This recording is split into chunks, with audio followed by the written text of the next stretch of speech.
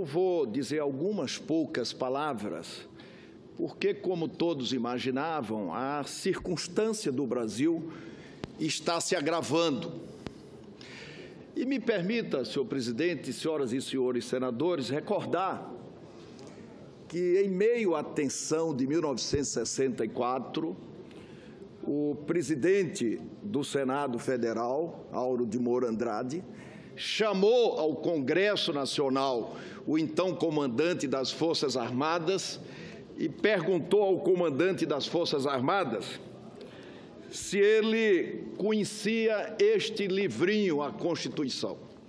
Ele disse: "O senhor conhece esse livrinho, comandante?" O comandante olhou: "Livrinho não, é a Constituição." "O senhor conhece o artigo 142 da Constituição?" Aí o comandante disse assim: "Eu não conheço." Ele abriu a Constituição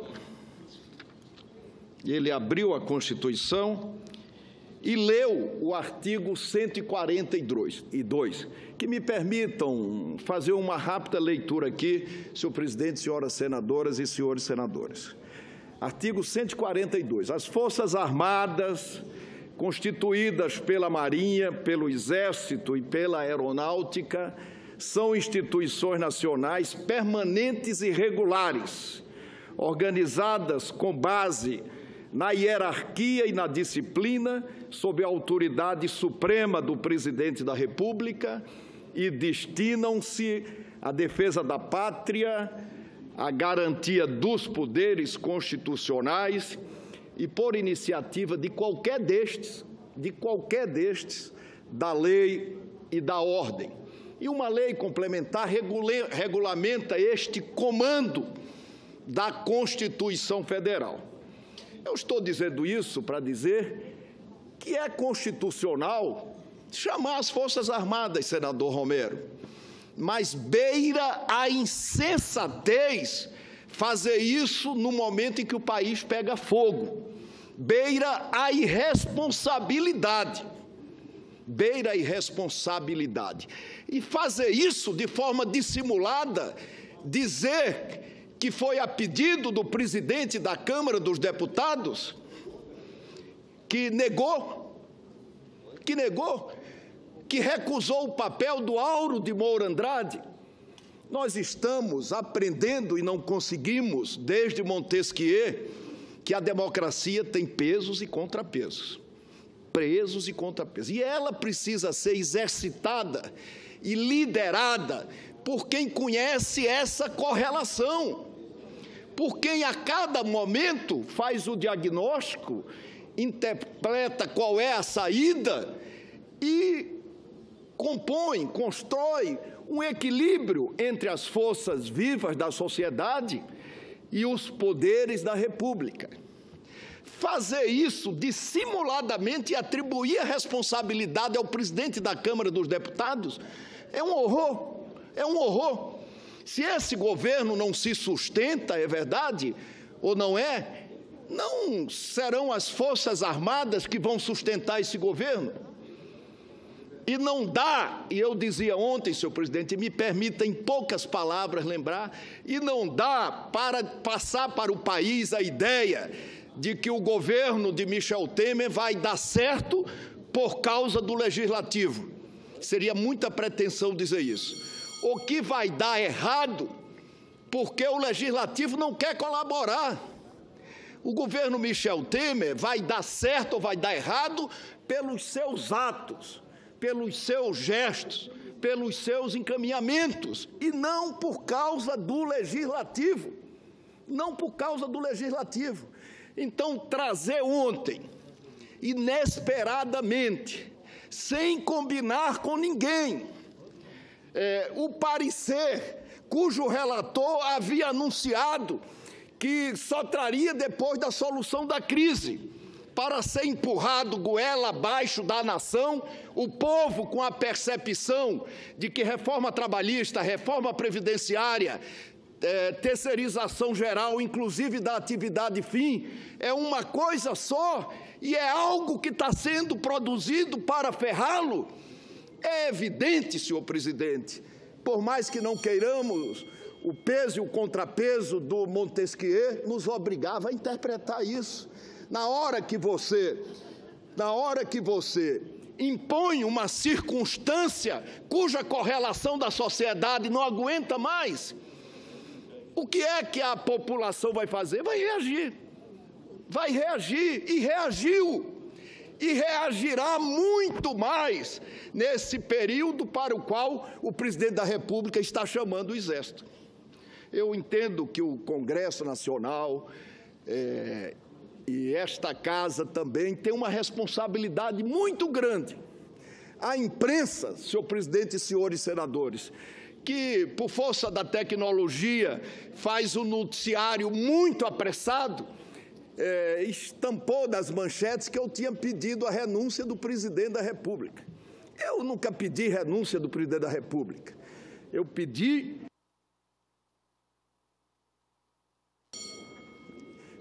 que o presidente da República compreenda o seu papel e construa uma solução para o Brasil.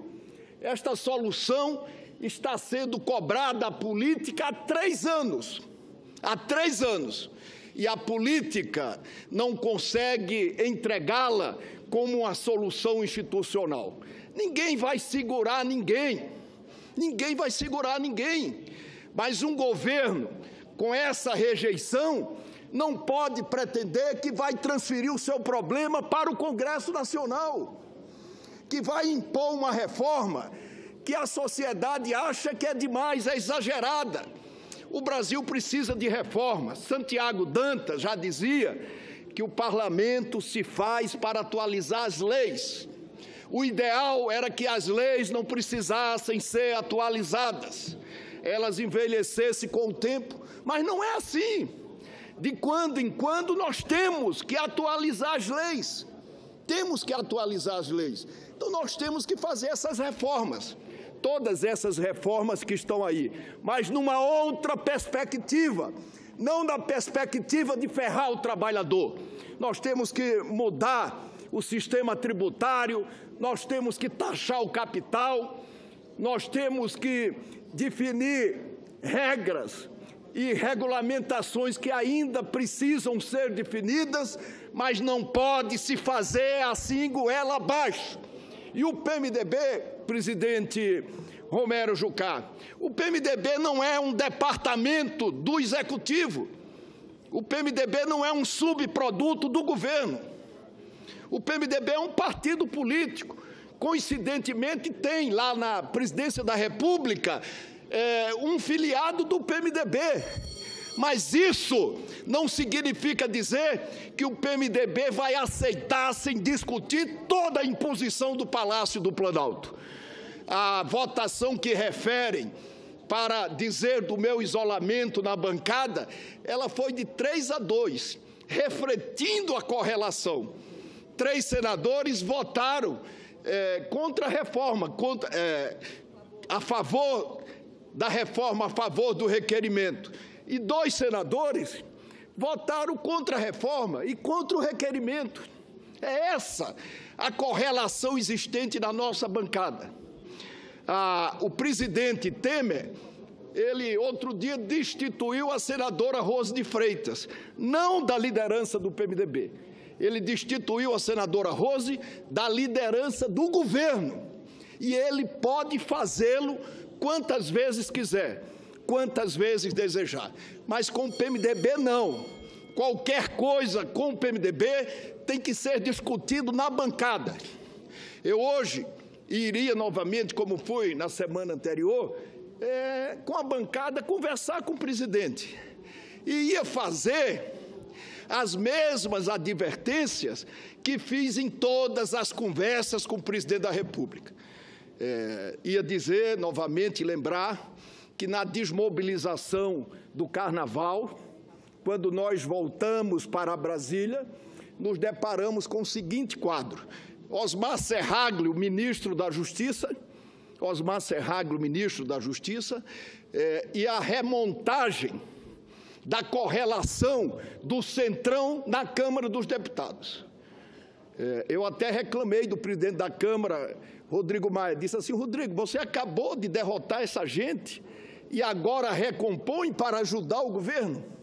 Mas ele também não entendia a circunstância, nem a gravidade do momento, estava um pouco aquém do Mazzilli, naquele momento de 64. Estava um pouco aquém, porque ele fez exatamente o que o governo queria que ele fizesse. E eu disse ao presidente da República, e depois falei para o seu entorno, disse: olha, presidente da República, Michel, você pode receber o deputado Marum em qualquer circunstância. Estou dizendo isso com a responsabilidade de quem se preocupa com a instituição que você representa hoje. Estou dizendo isso com a responsabilidade de quem, como seu amigo, entende que precisa lhe proteger e proteger a cadeira que você está sentado agora. Você pode receber o deputado Marum em qualquer circunstância. Qualquer circunstância. Pode botar o Marum como presidente da Comissão da Previdência, pode botar o Marum, não pude fazer isso, para fazer a sua defesa na Ordem dos Advogados do Brasil. A única coisa, presidente, que você não pode fazer é receber o Marum como enviado de Curitiba para nomear o ministro da Justiça. Isso não vai para lugar nenhum, Isso não vai para lugar nenhum, porque é inadmissível, senhor presidente, senhores senadores, que um governo chantageado publicamente, que não tem noção do que significa que pode ou não pode fazer, continue a ser pautado por um presidiário, inclusive na nomeação de um ministro da Justiça. Isso não pode acontecer. E nós, fala o bom senso, precisamos construir caminhos, saídas. Eu não sei se a renúncia do presidente é a solução. Nunca defendi renúncia. Renúncia é um gesto unilateral. É ele que tem que decidir o que é que vai fazer, mas cabe ao Congresso Nacional uma participação responsável, criteriosa na construção de uma solução para o Brasil. É isto que há 3 anos está sendo cobrado de todos nós. E se nós não tivermos condições para entregar essa saída, essa solução, aí com Auro de Moura Andrade, com Mazzilli, com o comandante, seja com quem for, eles vão, no esgarçamento da crise, recorrer aos mecanismos que nós aprovamos na nossa Constituição. E o Brasil não pode ficar entregue a essa irresponsabilidade, a essa insensatez. E esse Congresso Nacional não pode ser cúmplice. O Congresso não tem nada a ver com isso. Nós temos aqui, nos limites da Constituição, com responsabilidade, defender os objetivos permanentes do nosso país.